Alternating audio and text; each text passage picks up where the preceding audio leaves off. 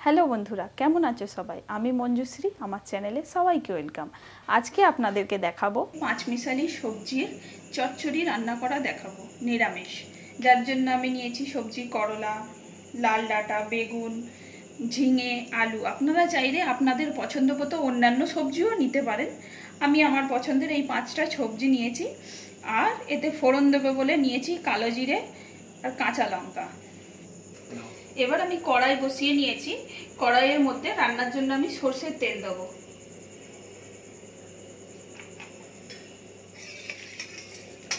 তেল প্রায় গরম হয়েই এসেছে, এর মধ্যে কালো জিরে দিয়ে দেবো।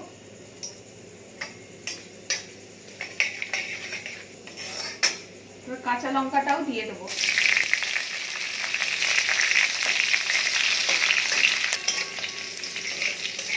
লঙ্কাটা একটু ভালো করে ভেজে নিয়ে এর মধ্যে এবার আমি করলা দিয়ে দেবো।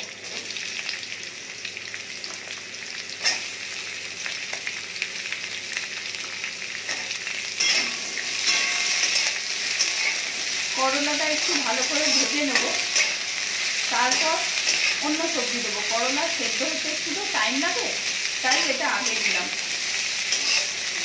করলাটা খানিকটা ভাজা হয়ে গেছে, এবার এর মধ্যে আলু আর ডাঁটা দিয়ে দেবো।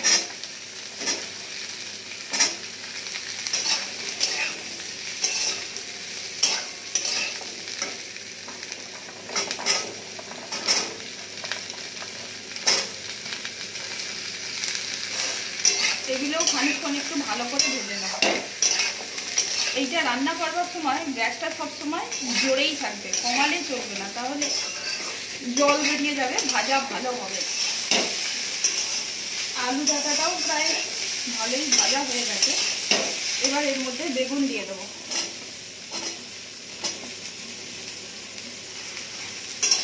বেগুনটা দিয়েও বেশ ভালো করে ভেজে নিতে হবে খানিকক্ষণ। বেগুনটাও খানিকক্ষণ ভেজে নিয়েছি, এবার ঝিঙেটা দিয়ে দেবো।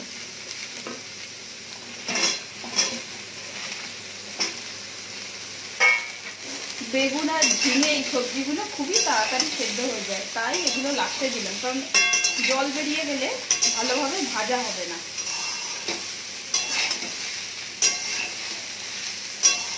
যেগুলো শক্ত সবজি দেরি হয় সেদ্ধ হতে, সেগুলো প্রথমে দিয়ে ভেজে নিয়েছি। ঝিঙে দিয়েও খানিকক্ষণ ভেজে নিলাম। এবার এর মধ্যে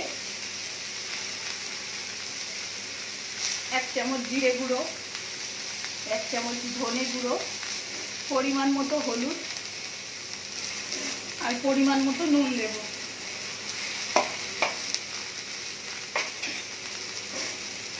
দিয়ে এটাকে আরেকটু ভালো করে কষিয়ে নেব। আপনারা চাইলে এর মধ্যে আদা বাটাও দিতে পারেন, ভালো লাগবে। কষানো হয়ে গেছে, এবার এর মধ্যে একটু জল দিয়ে দেবো।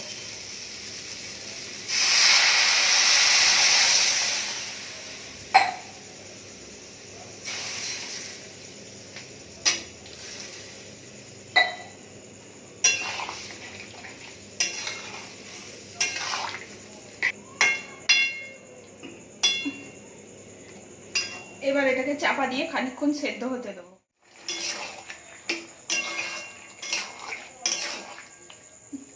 দেখতে পাচ্ছেন সবজিগুলো ভালো রকম সেদ্ধ হয়ে গেছে, চচ্চড়ি প্রায় হয়েই এসেছে। আর একটুখানি জলটা শুকিয়ে গেলেই নামিয়ে দেবো।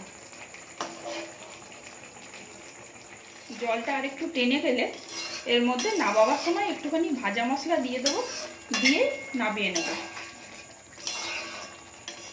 দেখুন আমাদের চচ্চড়ি হয়েই গেছে, এবার এটাকে আমি নামিয়ে নেব।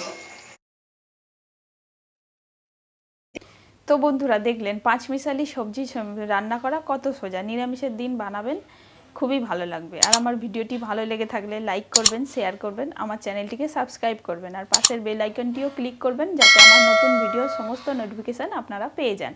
ধন্যবাদ।